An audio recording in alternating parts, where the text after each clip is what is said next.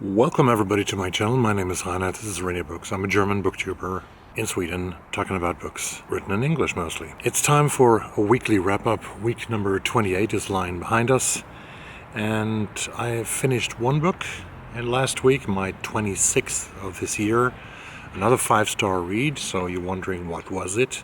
And I've changed my reading plans for my 4 weeks off that lie ahead of me now. Since the Stockholm City Library has delivered a couple of books to my door. Not actually to my door, I picked them up. Things happen in the world that let me recommend some books to you for different reasons. So without further ado, let's get started.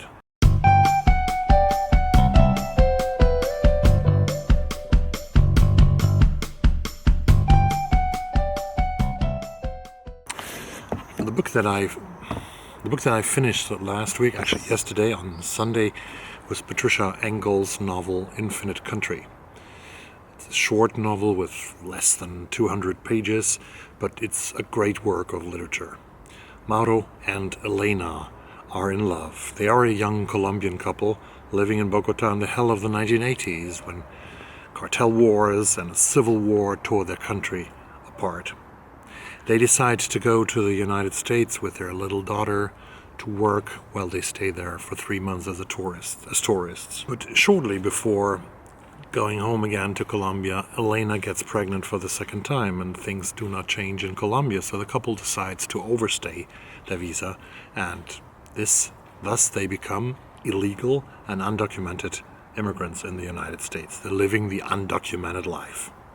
They live in several states, and time again they are experiencing racist and violent attacks, like when Mauro wanted to buy his usual Saturday Powerball ticket at a gas station, and on the way through the parking lot he gets brutally assaulted by 2 white men.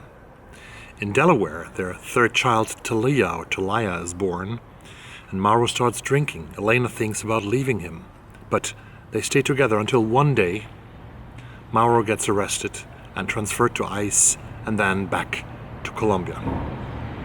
Elena is alone now with 3 kids in the US.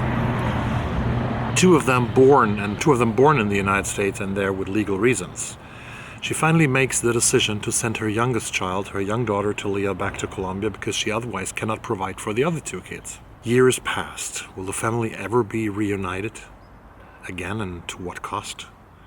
In very spare prose that nevertheless describes its main characters very, very well, Patricia Engel delivers a book about migration, the desire to leave a place and start a new life somewhere else, in hauntingly beautiful and painful narrative. It tells the story of a Colombian family.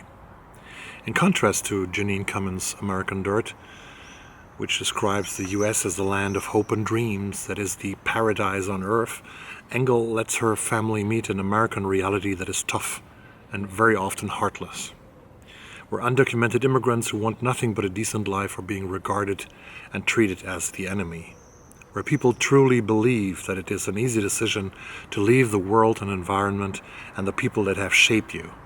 Infinite Country is a book that breaks your heart and makes you really understand a tiny little bit of what people go through when they make that decision to leave their home for a better life somewhere else. Infinite Country, definitely highly recommended. Let me quote a few lines of that novel. She thought of what would be gained and what would be lost once she left. In the other country, she would embrace her mother and siblings for the first time since she was a baby. They would all sleep under the same roof. In the other country, she would fall in love for the first time. The thought thrilled her, but then she thought in this country she may never find love, and felt blighted. In the other country, an uncharted future awaited, but it could only be so if she let her future in this country die. In the other country, she would no longer be a criminal, but in the other country, half her family was, and always would be. In the other country, she would have a sister and a brother, no longer a lone child, caring for her grandmother's health and her father's heart.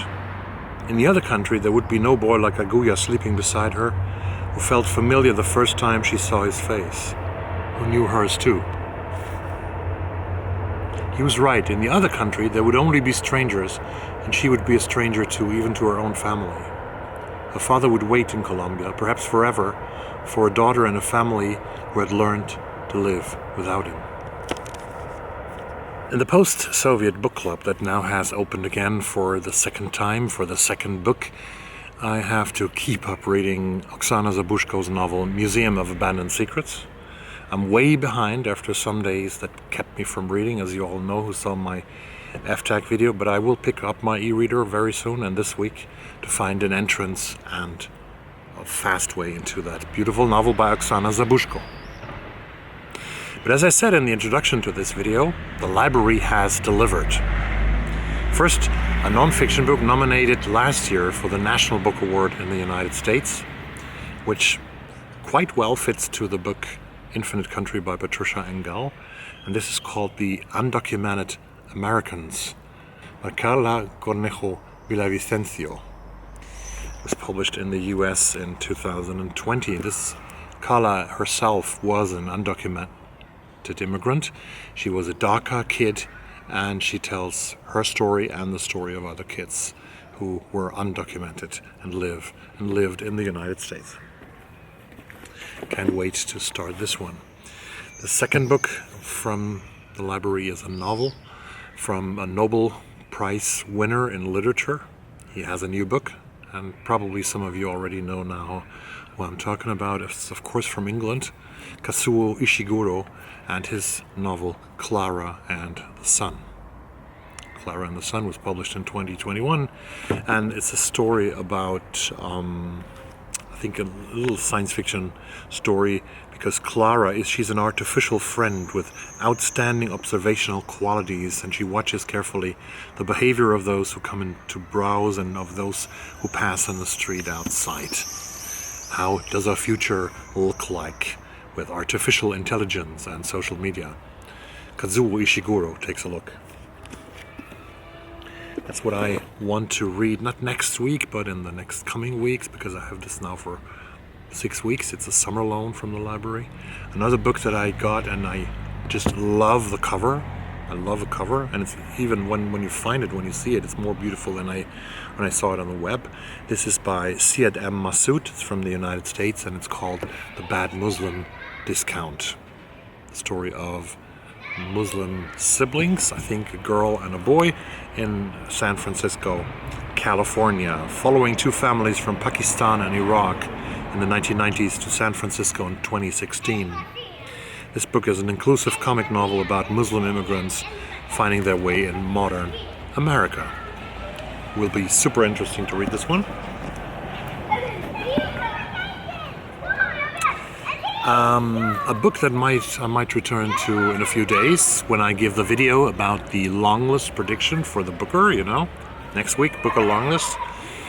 This is from England. This is a debut, and it's a small, thin novel, thin debut by Caleb Azumah Nelson, and this is called Open Water.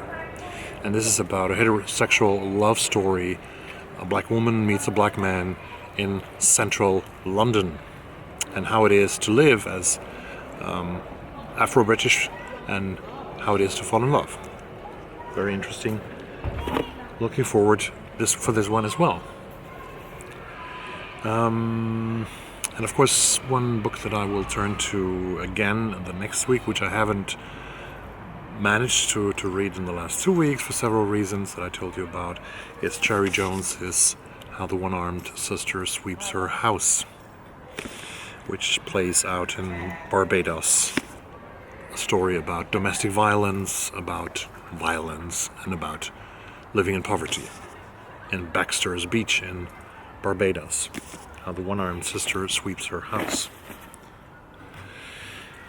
Yeah, last week, the 15th of July, the mayor of the city of Tucson, Arizona, declared the July 15th for the future as Linda Ronstadt Day.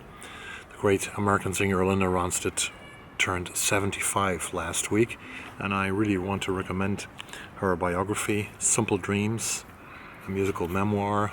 I read this like 2 or 3 years ago, and her biography, a fascinating story of a woman who would be called the Beyoncé of the 1970s, to describe her, to explain her success and her meaning in the 1970s, her influence with more than 100 million sold albums, primarily in the United States. The first woman who sold out stadiums, football and soccer stadiums, primarily in the US, with an accompanying band who themselves became superstars, called the Eagles.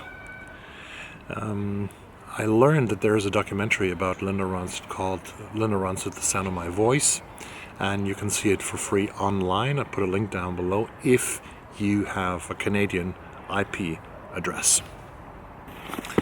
The second book that has to do with current events is Jenni Offill's Weather, which I read last year in the summer.